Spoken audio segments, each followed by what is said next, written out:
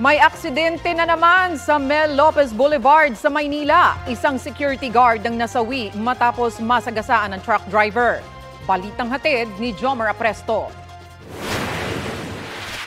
Dead on the spot ang isang security guard matapos magulungan ng isang trailer truck sa bahagi ng Mel Lopez Boulevard sa Tondo, Maynila.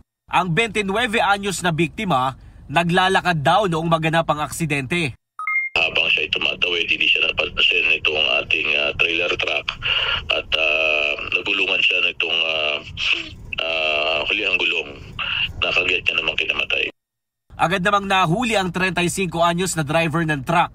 Pero sabi ng Manila District Traffic Enforcement Unit, sa halagang 350,000 pesos, nakipag-areglo na sa pamilya ng biktima ang kumpanya ng driver ng truck.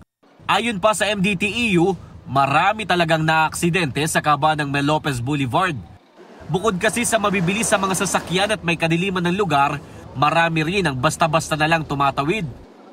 Dito lamang katapusan ng Nobyembre, nagulungan din ng truck ang isang nurse matapos mahulog mula sa pagkakaangkas sa motorsiklo. Patay ang biktima. Nitong Sabado naman, isang lola na tumatawid din sa nasabing lugar ang sugatan matapos ma-hit and run ng tricycle. Kaya payo ng MPD, paging maingat tayo katulad nung kung may kadiliman yung lugar na yan, hindi talaga tayo minsan mapapansin ng mga sasakyan dyan.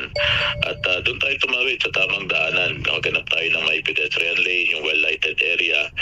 Jomer Apresto nagbabalita para sa GMA Integrated News.